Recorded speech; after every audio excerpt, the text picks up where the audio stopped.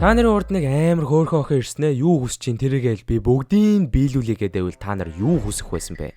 Сайн басан үзэгчтэй энэ Зинон байна. Өнөөдрийн шинэ бичлэгээрээ бид нэр Дагаши Кашигээд анимын талаар ярилцах болно. Би өөрөө бол жоохон олонний хүртэл болоогүй аним үзэх зуртай. Тийм ч учраас Дагаши Кашиг олж үзсэн. За тэгсэн бүр харин амар сонирхолтой аним байд юм да. Аним маань яаж эхэлдэг вэ гэвэл нэгэн чимээгүй тосгонд Бата гэдийн залуугийн зуны амралт болсноор эхэлдэг. Манай Бата бол хувьдаа манга зураач болох хүсэлтэй, харин Батагийн аав нь түүнийг үе дамжин залгамжлагдж ирсэн чихрийн дэлгүүрийг өвлөж аваасаа гэж боддог. Харамсалтай нь Бата бол өвлөж авах ямар ч сонирхолгүй мангагаа зураад өөрийн зохиолоо дэлхийд гаргах хүсэлтэй нэгэн байдаг. Тэсэн нэг өдөр чимгээгээд гой чимшиг галзуу чимшиг охин орж ирснээр Батагийн аавыг том чихрийн компанид ажилд авъя гин. Чимгээ бол баян айлын охин. Яадаг баян айл вэ гэвэл аав нь чихэр зардаг маш том компани захирал. Харин Батагийн аав нь бол жирийн нэг чихрийн дэлгүүр ажиллаулдаг, бараг мэдэхгүй чихэр түүнд бол байхгүй. Тийм учраас энэ их мэдлэгийг нь чимгээ үнэлж аавынхаа компанид ажилд оруулах гад би юу ч хийсэн биелүүлээ л гэдэг. Даанч Батагийн аав манай хүү миний чихрийн дэлгүүрийг өвлж автвал би эндээс явахгүй гэхээр нь чимгээ за тэгвэл Батагаа хүслээ хэл би юу ч хийсэн хамаагүй биелүүлж өгье. Оронд нь жи аавынхаа дэлгүүрийг эзэмшээд авчих гэдэг. Юу ч хамаагүй биелүүлнэ гэсэн үү? Бата чимгээгийн гой биеийг нь хараад дандаа л нэг гаж донтой сонин юм бодоод байдаг. Гэхдээ адаг сүлд нь бол мангага бол хүсэл мөрөөдлөө хаяхгүй. Санлаастын татгалцлаа гэхэд үүнийг сонсон чимгээ бууж өгөхгүй бүр тосон руу нүүж ирээ зөвшөөртөл чинь би эндээс явахгүй гэд үлдэхээр шийдчихдэг. Үнэн галзуу. Уг нь амар амар жимэр амьдарж исэн Бата гинэт баахан эвгүй үйл явдлуудтай тулгарсныхаа дараа өөрийнхөө Сая Эндо гэд хоёр сайн найз дээрээ явж очино. Харж байгаачлан Батагийн хоёр найз нь хоёулаа ах トゥ буюу ихрүүд тэгээ зөксөхгүй Сая гэдэг энэ охин Батаг храашилдаг. Хар багасаа найзлаа зөндөө олон дурсамжийг хамтдаа бүтээсний үр дүнд Батад дурлцсан. Уг нь хөөрхөн охин шиг харагдаж байгаа боловч Сая бол цүн дээрээ. За тэгэхээр цүн дээрээ гэж яг юу гэсэн үг юм бэ гэвэл хайртайгаа хүлээн зөвшөөрч чадахгүй ичээд сандрахаараа барьж эзчгээд уурлаад эсэргүүцэдэг охтуудыг цүн дээрээ гэж ойлгож болно. Хүүе Сая чи Батад хайртай мүү? Юу нэ за юу гэж дээ энэ ачаа амьтанд тэнд орлоо гэж дээ гах түй пэ пупа хайраа илчлэгээс ичээд хэрцгийлэл үзүүлдэг ийм охтуудыг л цүн дээрээгээд байгаа юм шүү дээ. Үүний дараагаар Сая чимгээтэй таараа танилцсан. Чимгээгаа бүр энэ жижиг тосгонд хашаа байшаа удалтаж аваад ундаг дугуй муугаа олоод унтсан бүр Батагийн аавыг ажилд авах гэж шийдсэн байна. Ядж хатаас дугуй унж чадахгүй онголтож унж мунаад бөө шавар болчоор Сая гэртээ дагуулж очиод усанд оруулна. Тэгээд уснаас гарч ирсэн шалдан биеийг нь Батагийн хамгийн сайн найз Эндо харчилгүй яах вэ? Нүцгэн биеэ эргэтүүнд харуулсан чимгээ бүр тоосон шинж байхгүй хүүе юу байна танилцах таатай байна сайн уу гэж шараарэ. Чимгээ уг нь хөөрхөн боловсон охин шиг харагдаж байгаа боловч толгоондоо ёоётой дүнгүй юм шиг л ажилтдаг охин болж таарна. Ганц тэгээ зогсохгүй нүүж ирснээсээ хойш Бата олон түүний найзуудыг тайван байлгахгүй гинэт гэдэг хаанаас ч юм гарч ирснээр дуртай чихрэнүүдийн талаар яриад ундаг.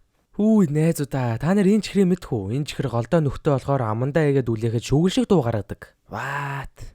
Нар дүрлцэн халуун өдөр Бата дэлгүүрээ ажилуулад найзтайгаа сууж байхад нь чимгээ орж ирснээр халуун ус буцалгаад хар халуунд халуун гомн чанаж идээд идэг. Бүр үнэн галзуу. Үүнээс нь болоод манайхан халуун цэцэн болохоор ёо за манайхан явж хамт усанд сэлийг. Яг үндэ Эндо Бата хоёр чимгээг усны хувцастай харах гад сонин санаас идсэн байна. Ингээд ямар ч байсан усан бассейн руу яваад очисон чинь Батагийн аав нь тэнд ажиллаж идэв. Хүүшээ аав та энд юу хийгээд ажиллаж байгаа нь? Завгүй болцсон дэлгүүрээ харж байгаарэ гээгүй мөгсөн чинь. Уучлаарай чихрийн дэлгүүр маань ашиг болохгүй байгаа болохоор аав нь талдуур хийж мөнгө олж байгаа мөө гин. Дараагаар нь Сая чимгээ хоёр усны хувцастайгаа гарч ирнэ. Даанч Эндо болон Батад өмссөн хувцас нь тэмжиг таалагддаг. Заас таалагдах албатай жиш муусан гаж донгууд.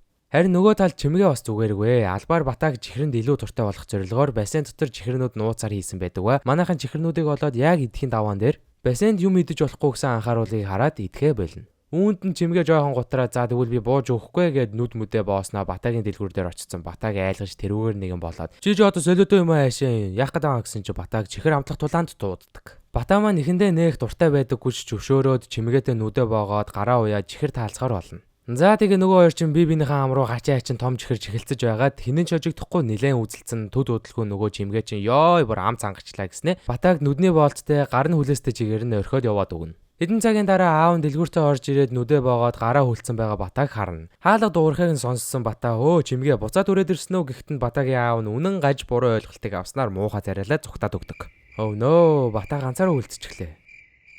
Яа энэ чимгээ охин яах ёстой юм бол доо. Хүн болгонд л гай уучруулаад зүгтаа яваад ах юм. Овоо муу гаруугүй юу? Дараа нь Бата найзтайгаа кафед юм ууж сууцгахдаа Чимгээ болон Сая хоёрын цээжний хэмжээг харьцуулаад ундаг. Энд бол хүүшээ хараачтай Харваажийн Чимгээгийнх том байгаастай гэхдээ Бата ичээд санаа зовоод за хоёлаа ийм юм ярихгүй гэж дэлгүүрлүүгээ буцна. Тэгсэн кафед нөгөө зургийн дэвтрээ үлдээсэн байна өө манай хүн. За дараа нь очиод авчиж болох юм байна гэж бодсон чинь болохгүй. Сая тэнд ажилдаг. Айгүй л юмаа зөрүүлж яагаад аваачаад нөгөө цээжний зургийг нь харчвал алуулхаа мэдээд кафе руу Саягаас төрүүлж очиод дэвтрээ олж авахар болно. Энэ болсон явдлыг Чимгээ мэдээд Бататай хамт карамел чихэр идээд ирч хүч аван цухтааг үцээдэг. Альвэ хамаг урдараа гүгээрээ.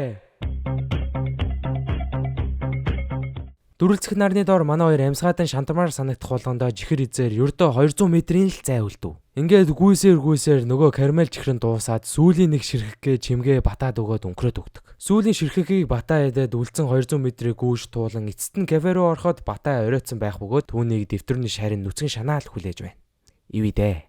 За хөвгөлтэй л өдөр байлаа. Одоо жоохон унтаж амрыг гээд Батаа ундах гэсэн чинь бүр хар шүн аав болон Чимгээ дэлгүүрийнхэн хамаг чихрийг нь идээд ээжидэг. Энэ Батагийн аавнаас жоохон юмтай байхаа. Чихрээ зарж ийж мөнгө өөх юм мөртлөө өөрөө дэлгүүрийнхээ чихрийг идэж дуусгаад байна. Тэгснээ дэлгүүр нь мөнгө олохгүй байна гэд усан байсанд ажиллаад байдаг ш. Бүтгүй. Чимгээ болоо аавыгаа арай гэж болиулаад буцаад ундах гэсэн чинь шөнийн 1-2-ын алдад аав нь дахиад бөөн чимээ гаргаад ундаг. За энэ удаа бас яач гэсэн чинь сайхан гар бүр өөрийн гэсэн YouTube channel нээсэн чаймын энэ шиг чихэр туршиж идэх контент хийгээ сууж гин. Хүү яав юу гэдэг байгаа юм бэ гэсэн чинь унтаагүй мүү миний хүү аав нь чаймын шиг YouTuber болоод чихрээ зарж баян болох гэж байгаамаа гэж авдаг. Тэгсэн нөгөө хийж байгаа бичлэг нь бүр суг.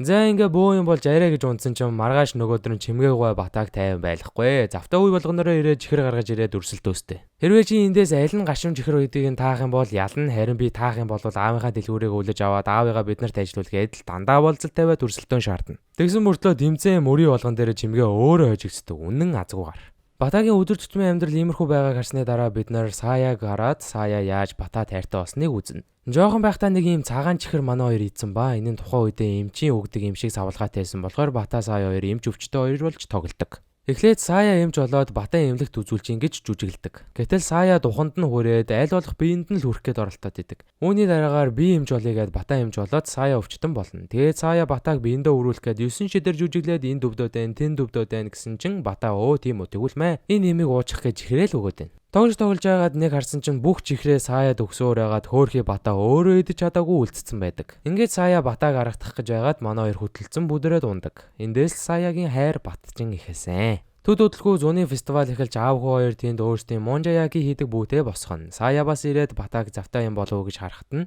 түүний аав шууд анзаараад цуг хийх гэж ирсэн ч Батааг найзуудтайгаа зугаацаа гэд явуулна. Сая Батаа хоёр бага насаа дурсаж хамтдаа алтан цагаас барьдаг тоглоомн дээр очиж тоглодог. Батаа маань алтан цагаас барих гад хамаг мөнгөө өрөөд юу ч ажиж чаддаггүй ч хичээл зүтгэлийн үнэлээд тоглоомын эзэн түнд нэг алтан цагсыг үнэгүй өгдөг. Тэрхүү шагналд авсан загсаа Батаа Саяад өгж Саяг тэр дорн найраад ризлээд авнаа. Жинхэнэ сигма ингэж л охин найрд юм бэ шүү залуусаа. Хичээл зүтгэл. Босод өдрүүд нэг л хэвийн Чимгээ Батаа дээр ирж тоглоомоор үзэлцэн амжилт олохгүй буцна. Нэг өдөр бүр бөөрхий зармиг авчираад Батаа хар энэ бол муумын зармиг гэхэд нь Батаа эн чинь яг үндэ бомбын зармиг штэ гин. Чимгээ эсэргүүцээд нөгөө зармигийг онгойлгохтол өөдөөс нь дэлбэрчдэг. Тэгээд тэрүүгээр нэг цагаан юм болчихдог. Батагийн зүг байсан болж таарлаа хөөрхий. Яг үзээ сууж байхдаа би энэ Чимгээ өдөр шөнөгөө чихэр иддэм байж ерөөсөө өвчин тусахгүй маа. Яагаад өвчин тусахгүй байгаа юм бол гэж бодсон чинь хэсэг зуур Чимгээ яагаад ч юм алга болчдөг. Намайг зүгээр айлгадаг хүндээ. Гинт хаашаа алга болчихоо гэж санаа зовсны үр дүнд Саятай авраг томыг эрийг нь олччоод уулзтал хөөрхий өвчин тусцсан байна. Газар дээр баригдсан Чимгээ зүгээрээ найзуудаа би ийм хэрглэж байгаа гэсэн чинь жимсний найруулдаг ундаа утгаж тэрийгэ ууснаа им гэдэвэл яах вэ? Бүр галзуу жинхэнэ чихрэн донцсон гар. Чихэр тэгэж их идэх юм бол Чимгээ шиг ийм амир өвчтөй болох нь шүү хүүхдүүдээ. Сая Батаа хоёр за бити мангартаа дээ одоо хэд хоног чихэр идэхгүй наад өвчнөө идгээгээд Чимгээд тусалдаг. Бас сүүлийн хэдэн өдөр Батаа гүн бодолд ихээр автах болноо. Ямар бодолд автаад байгаа вэ гэвэл аавынхаа дэлгүүрийг залгамжлаа авахгүй Чимгээгийн жижигхэн тосгонд хоргоогоод байгаа юм шиг түнд санагддаг. Тэгээд бодон бодсоор Чимгээд үүнийгээ хэлтэл Чимгээ заавал тэрэндээ биш өөрөө бас чихэр судлаад найз нөхөдтэй болж байгаа болохоор өөрийн үслээр энд байгаа гэж хэлнэ. Үүнд нь Батагийн сэтгэл амарч манай эд маань жаргалтай зуны өдрүүдэд үргэлжлүүлэн өнгөрүүлдэг. За нэг иймэрхүү юм болдог хачирхалтай аним үзлээ дээ. Энийг үзэж дуусгачаад би дахиад 2 дугаар бүлэг байдгийг нь олж мэдсэн. Тэгээд хэдэн ангийн үзээ туршаад үзсэн чинь надад лав таалагдээ. Үнэн балай. Зураглал мураглал нь өөрчлөгдсөн юу болоод байгааг ойлгоход би их жоохон төвхтэй байсан болохоор үргэлжлүүлж би лав үзээгүй. Бас та нар сайн анзаарсан бол энэхүү аниманд гинтгэнд өөр үйл явдлууд руу шилжээд байдаг. Энүүгээрээ ойлгомжгүй муу зохиолтой аним гэсэн үг бол ерөөсөө биш. Харин зориудаар ийм бүтэцтэй байд юм бэлээ. Дагаши Каши гэдэг энэ аним болохоор яг нэг зохиолоо бариад үргэлжлээд явдаггүй, харин инээдмийн хошин шог энтер шиг олон инээдтэй эсүүдийн хуваарлан гаргадаг гэсэн үг. Өөрөөр хэлбэл нэг том түүхийг эхнээс нь дуустал ярих биш, харин жижиг хөгжөлтэй эсүүдээс бүрдүүлдэг. Энтэй адилхан инээдмийн анимууд гэвэл Asobi-Asobes, Nichijou гэх мэтчлэн гой хүүхдэд анимууд байгаа. Сонирхоод үзээрэй guys. За нэг ийм аним олж үзсэн байдаг юм. Тэгээд өнөөдрийн бичлэг таалагдсан бол лайк болон subscribe дараад дараагийнхаа сонирхолтой бичлэгээр уулзтал тур баяртай. Гарахаас өмнө лайк болон саб заавал дараарай. Баярлалаа.